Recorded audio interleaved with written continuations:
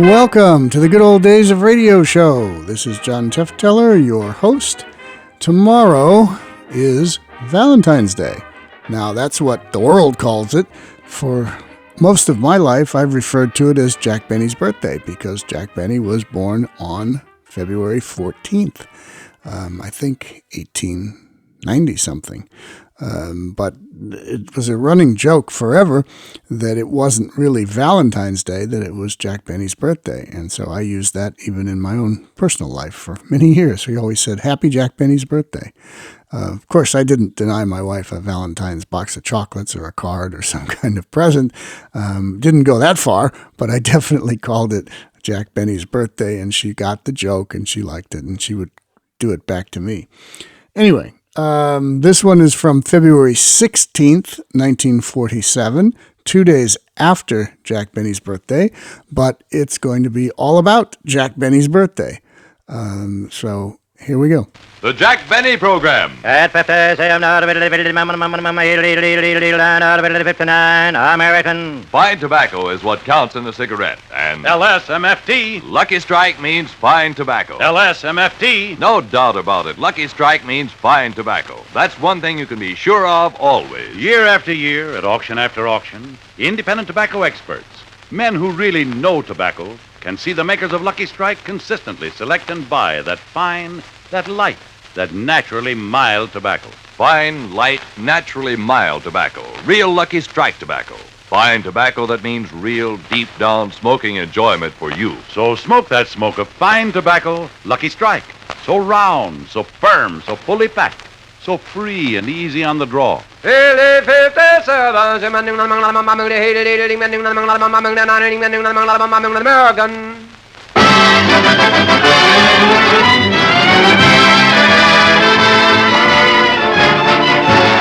Lucky Strike program starring Jack Benny with Mary Livingston, Phil Harris, Rochester, Dennis Day, and yours truly, Don Wilson.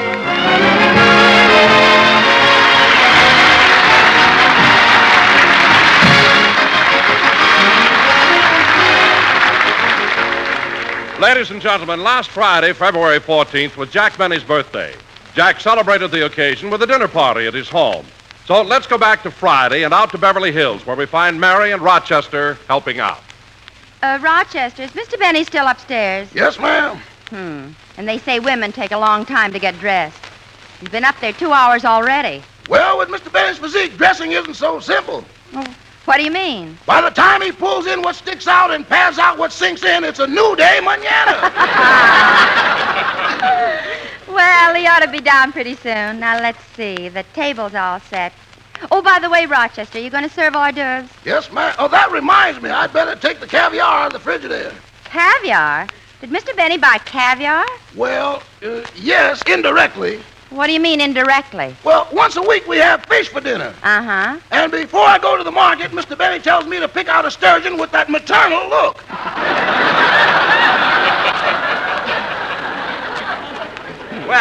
Well, Mary, I'm all dressed. How's everything going? Oh, fine, Jack. And while you were dressing, these telegrams came. I already opened them. You did? Well, read them to me. Okay. Dear Jack, sorry I won't be able to attend your birthday party as I have a touch of flu. Signed, Jane Wyman. It's too bad. Here's another. Dear Jack, sorry I won't be able to attend your birthday party as I have a touch of grip. Signed, Claudette Colbert. Gee. Oh, here's another. Dear Jack, sorry I won't be able to attend your birthday party as I have a touch of distemper. Signed, Lassie. Well, then we can leave the bone in the soup. Is that all? No, there's one more. Oh, this one's from Leo DeRocha. Oh, Leo, huh? Yeah, he says, Dear Jack, I'm sorry I can't bring my wife to your birthday party as I'm a single man in California. Gee, that's a shame. Anyway, I'm sure the party will be a success. I'm having Isaac Stern and Mr. and Mrs. Colman. Rochester, what are you doing? I'm putting the champagne labels on the 7-Up.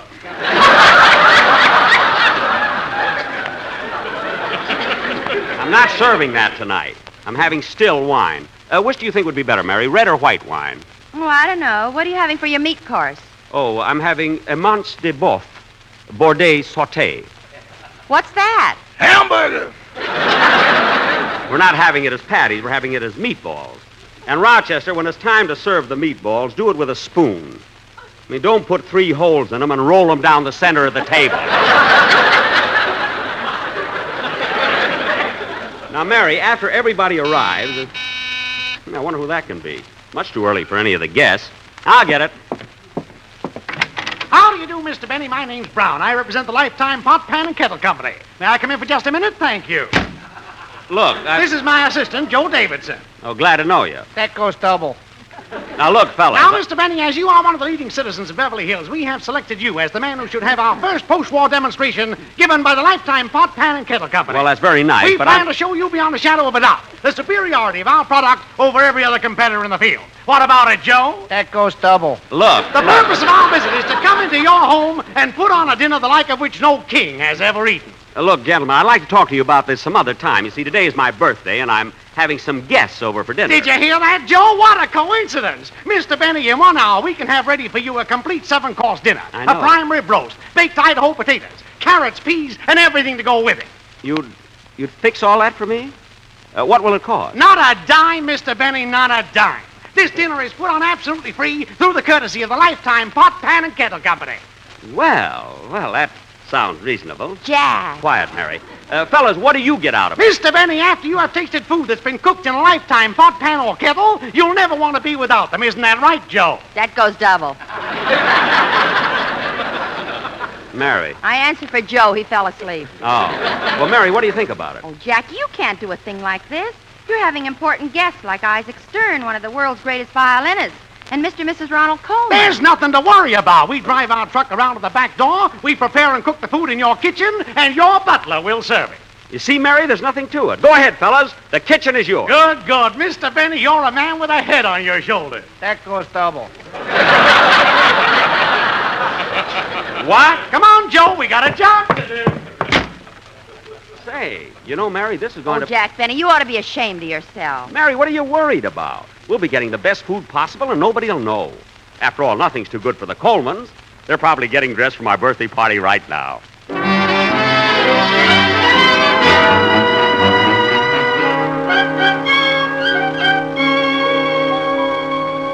Oh, Ronnie, are you ready yet? In a moment, Benita.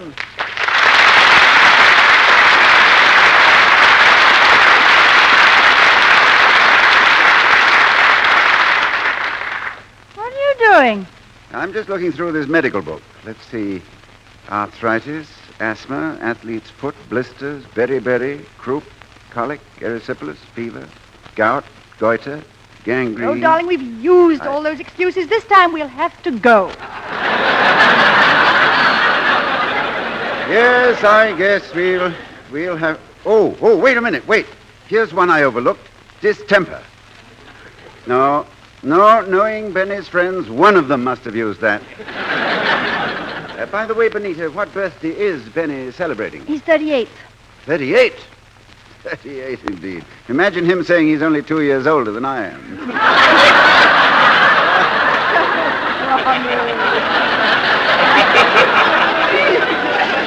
Oh, let's stop wasting time and get ready. They're expecting us. I told Mr. Benny we'd be there early. You saw Benny today? Yes, he dropped over here. You remember about 2 weeks ago he borrowed your fountain pen? Oh, so he finally returned it. No, he came over to fill it. Imagine that. When we go on our vacation, we ought to leave a bottle of ink at the back door. Yeah, we did that last year, and that Harris fellow drank it. Come on, Ronnie, come on. Put on your tie. All right. Oh, what a wasted evening this will be. Wish I could stay at home and listen to some good music. By the way, you know that new record I bought? I almost know it by heart. Really? How does it go? Open the door, Richard. Richard, open that door. Come on, darling, help me out. Rap on the table. Oh, yeah.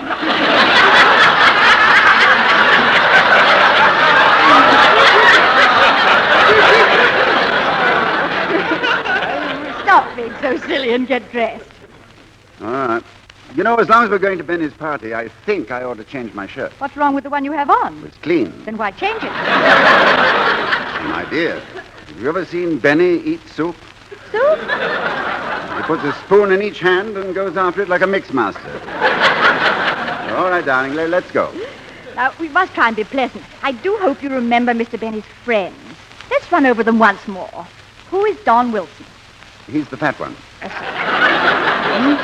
And Phil Harris? The one with the blue lips. Oh, yes. The ink was indelible.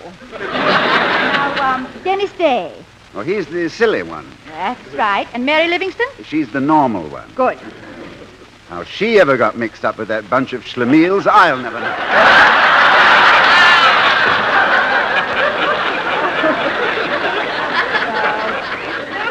Come on, Ronnie, come on. We mustn't keep them waiting any longer.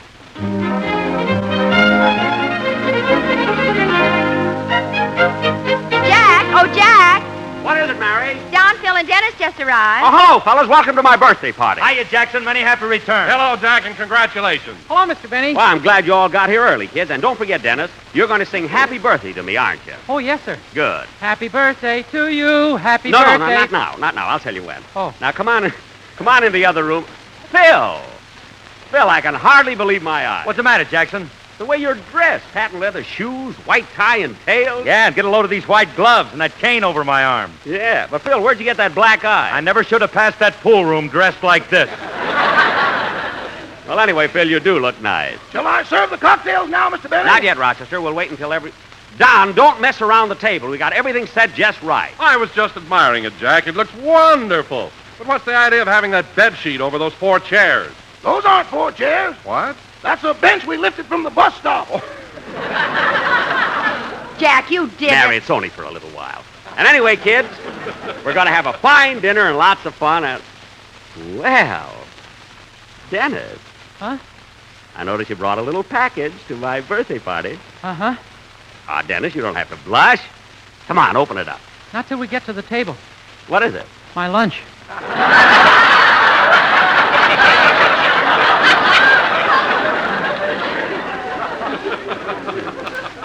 After all, it is my birthday. It seems that somebody could have brought me Jack, something. I brought you something. Look, a birthday cake. Huh? Well, isn't that beautiful? A birthday cake with 38 Lucky Strike cigarettes on it. Isn't that wonderful? Don, what's the cake made out of? It's made of that fine, that light, that naturally mild tobacco. No, Don. They're Don, so the cake. round, so firm, so full. Don, I know about the Lucky Strikes. I mean, how about the cake? No, thanks. I'm on a diet. Oh. Anyway, it's nice of you to put 38 cigarettes on it. Say, Jackson, who are you trying to kid with that 38 stuff? You're a lot older than I am, and I'm 35. Happy birthday to you. Dennis, Happy quiet. birthday. What'd you say, Phil? I said that I'm 35 years old, and I don't even show it. What are you talking about? You've been studying music for over 35 years. He doesn't show that either. I agree with you. 35. When is your birthday, Phil? Well, I was born April the 21st. That comes under the sign of Taurus, the bull. What does that mean? People born under Taurus are usually handsome, popular, and have nice, stable manners. Oh, Harris, with material like this, you better make money fast, kid. You're not kidding. Taurus the bull. Mary, what were you born under? Elsie the cow. Elsie the cow. It happened in a boarding house. Oh, Olivia, to think your sister Babe nearly took your job away from you. Mary, another joke like that, and you'll be asking Babe for her autograph. And this is nothing to kid about. The zodiac is a very interesting subject. It most certainly is, Jack. You know, I was born under the sign of Leo, the lion. You were? Dennis, what sign were you born under? The picket sign. My mother was out on strike.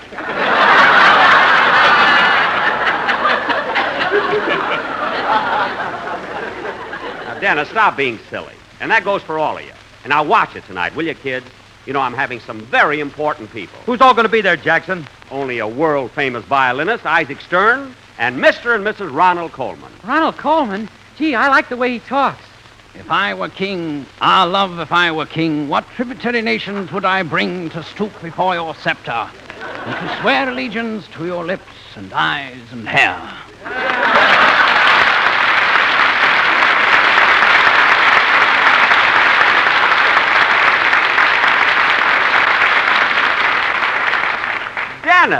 Dennis, you sounded just like him. That was very good. Thank you, Benita. All right, Dennis, all right, that's enough. Now, kid, remember what I told you. Rochester, see who's at the door, please. Yes, sir. Oh, good evening, Mr. and Mrs. Coleman. Good evening. Hello, Manchester. May I check your wraps, Mrs. Coleman? Oh, I didn't wear any. It's so warm out. How about your hat, Mr. Coleman? No, I didn't bother with the hat living so close. Oh, well, would you like $1 worth of nickels? Nickels? I think the slot machine's about ready to pay off. Ronnie, Benita, welcome to my birthday party. Well, congratulations, Jack. Many happy returns. Thank you. Come on in the other room. You know my associate. Well, if it ain't the kid from Shangri-La. Hello, Ronnie. What do you hear from the High Llama, bud? Phil, the party just started. Control yourself. Here's Mary and Don Wilson. It's nice to see you again. Hello, Mr. and Miss Coleman. Hello. Hello. Well, Ronnie, you don't know how happy I am that you and Benita came to my party. It's a pleasure, I'm sure. It's a pleasure, I'm sure.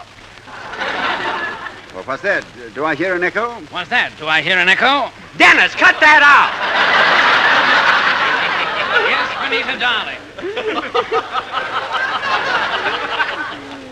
You know, Ronnie, you'll have to excuse Dennis. He always likes to imitate famous people. You know, it's amazing, but sometimes it can be embarrassing. Mrs. Coleman, here, have a piece of Jack's birthday cake. Oh, thank you. Yes, and here's an ashtray. I mean, a fork. It's very good, you know. Ladies and gentlemen, Mr. Isaac Stern.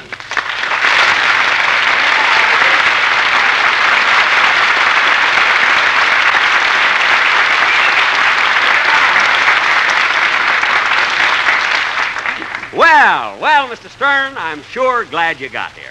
Come on in and sit down. Thank you. I'm so tired of standing. Standing? Yes, somebody lifted the bench from the bus stop.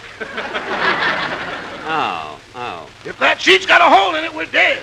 Quiet, Rochester. And Mr. Stern, you know my gang, Mary, Phil, and Don. Oh, yes. Hello. Hi. Stern. I don't believe you've met Dennis. Dennis, this is Mr. Isaac Stern. How do you do, Dennis? I've listened to you many times on the air, and I've enjoyed your singing very much. Dennis, the man paid you a compliment. Huh? Say something. Happy birthday to No. you. Happy birthday. Dennis, no, not yet. See, Isaac, he's a little excited because it's my birthday.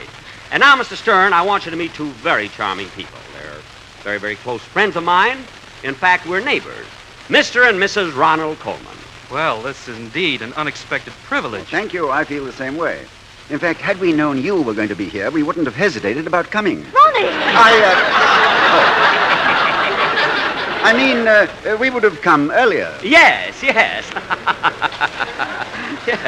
Mr. Stern, we haven't seen you since your last concert at the Los Angeles Philharmonic, and it was really thrilling. Yes, it was really wonderful. Mr. Coleman and I were there that same evening, and we were simply carried away. Yes, Mr. Stern, I particularly liked the way you played the Mendelssohn Concerto. I never heard anyone else do the Allegro so molto appassionato. Well, I think that particular movement called for molto appassionato rather than a more reserved approach. Well, I thought... Oh, shut up.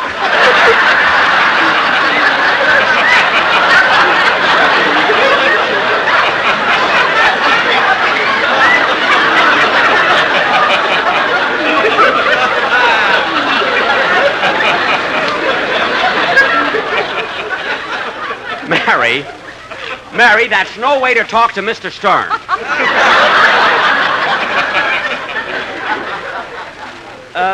Mr. Stern, you know, I thought that the Mendelssohn Concerto could be played molto appassionato or allegro con moto. I mean, it could go either way, you know, like a Studebaker.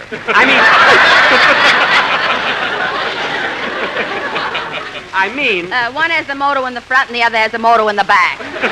Mary, we're having a serious discussion. Now, Mr. Moto. Mr. Sterno. Mr. Stern. Mr. Stern, I've heard some violinists play the Mendelssohn Concerto molto appassionato and others play it andante. Well, Mr. Benny, that has been a controversial subject. I see. Mr. Harris, as a colleague and a fellow musician, what do you think? Look, Bub, don't let this monkey suit I'm wearing fool you.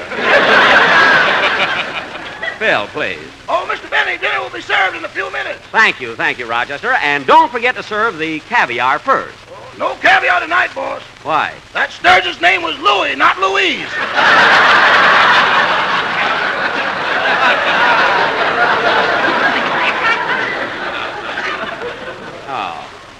Oh, well, then we'll just have cocktails. Mr. Stern, would you consider it an imposition if we asked you to play a number for us before dinner? Oh, that would be wonderful. I'd be happy to play it for you. As a matter of fact, sheer coincidence, of course, I just happened to bring my violin and accompanist with me tonight. My birthday, they could have at least asked me. I would have refused anyway. Who's going to take that chance? Never mind. Is there any composition you'd care to hear in particular? Mr. Stern, in your repertoire, do you happen to know Open the Door, Richard? What? Ronnie, how can you suggest such a thing? Mr. Stern, there's one number I always love to hear on the violin. It's the Violinist Concerto. Oh, that's my favorite number, too. How about it, Mr. Stern? Oh, I'd be very happy to play that.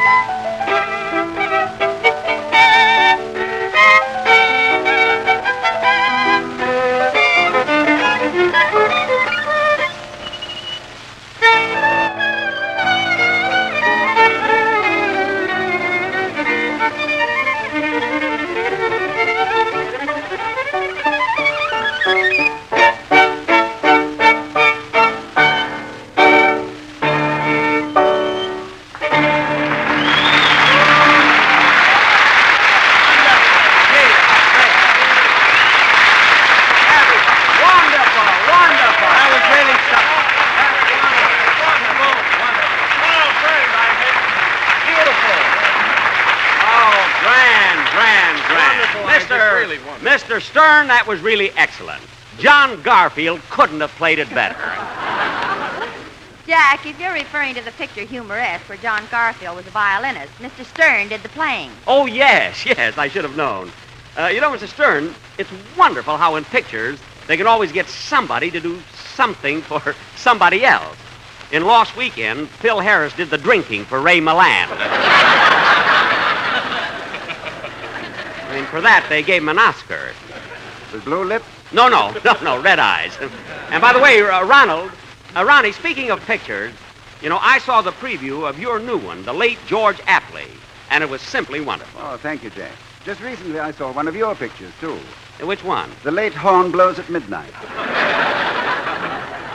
Oh. When did you see it? He went to the funeral. Quiet. And now, folks, with a little encouragement, I'll be glad to play a violin solo. Dinner is served. Thank you, Manchester. Well, as long as it's on the table, we might as well go in. Come on, everybody. Come on.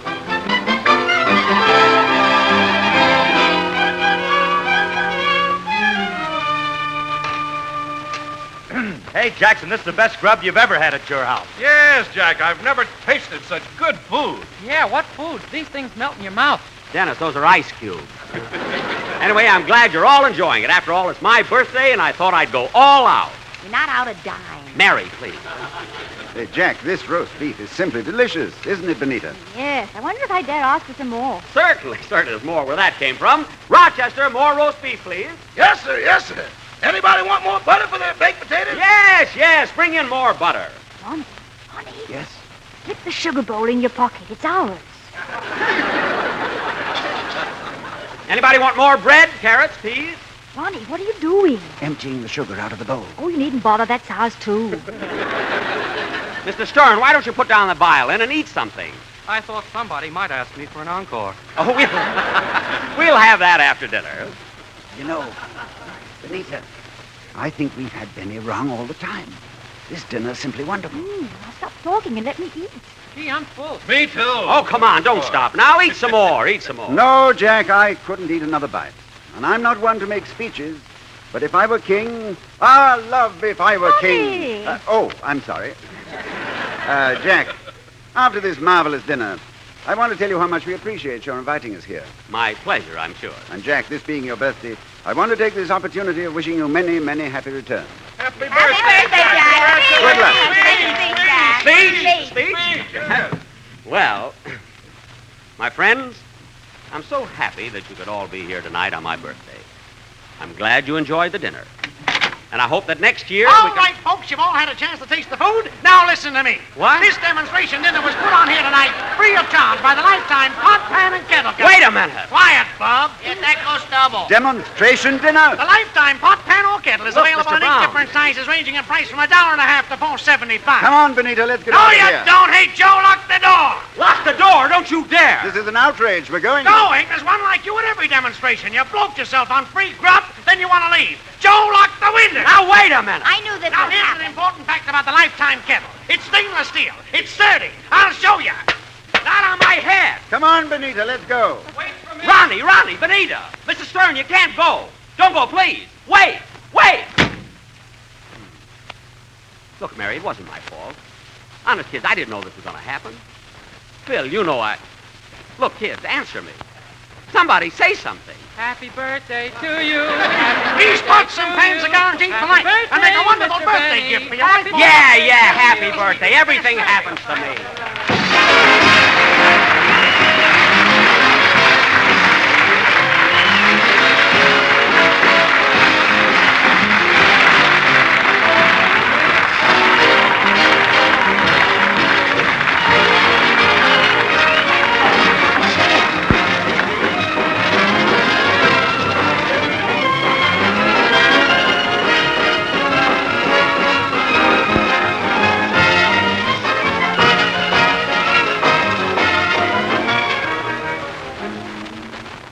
Ladies and gentlemen, savings bonds are vitally important to the nation's battle against price inflation and for the future and welfare of us all.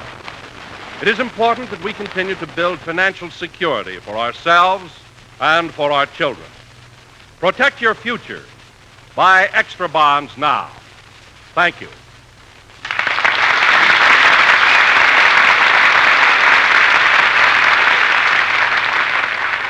Mr. Isaac Stern was accompanied at the piano by Mr. Alexander Zakin. Now, Jack will be back in just a minute, but first, here is my good friend, Mr. Basil Rysdale. As you listen to the chant of the tobacco auctioneer, remember LSMFT.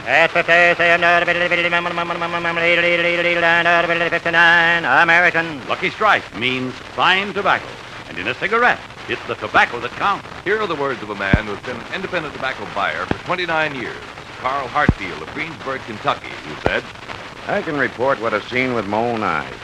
At auction after auction, I've seen the makers of Lucky Strike buy fine tobacco. Good, ripe, prime leaf. Tobacco that's got real smoking quality. I've smoked Luckies for over 28 years. Yes, season after season, independent tobacco experts like Mr. Hartfield can see the makers of Lucky Strike consistently select and buy that fine, that light, that naturally mild tobacco. fine, light, naturally mild tobacco. Real Lucky Strike tobacco. LSMFT. Lucky Strike means fine tobacco. For your own real deep-down smoking enjoyment, remember. LSMFT. Lucky Strike means fine tobacco. So smoke that smoke of fine tobacco, Lucky Strike. So round, so firm, so fully packed, so free and easy on the draw.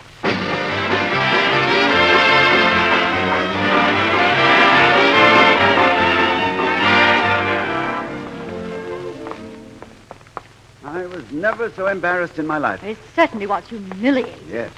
And I had to play my violin here. I tried to anyway. What an evening. But you know, Benita, that was a delicious dinner.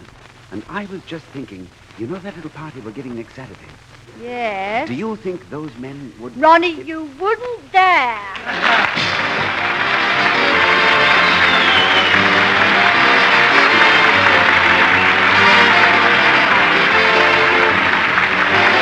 NBC, the National Broadcasting Company.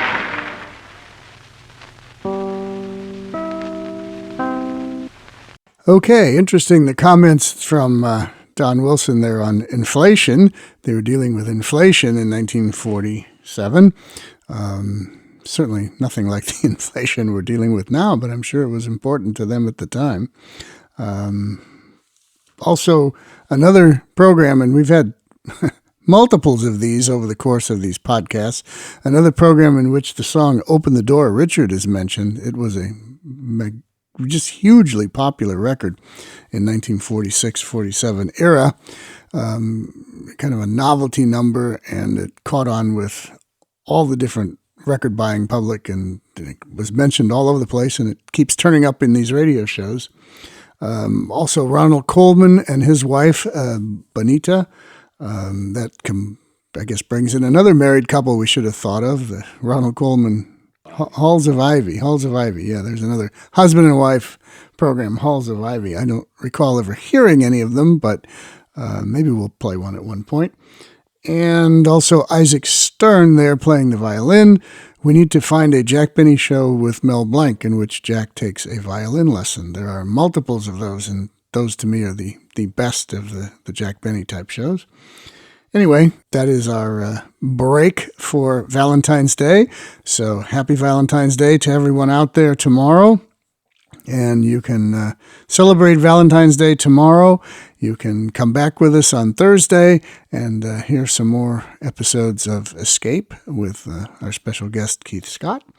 And then you can come back next Tuesday, and you can hear the Fred Allen Show for the final husband and wife married comedy teams theme that we've been focusing on for a few weeks, and then we'll move on to something else. So Fred Allen and Portland Hoffa next week, and Escape on Thursday. This is John Tefteller in the Good Old Days of Radio Show saying thanks for listening and goodbye.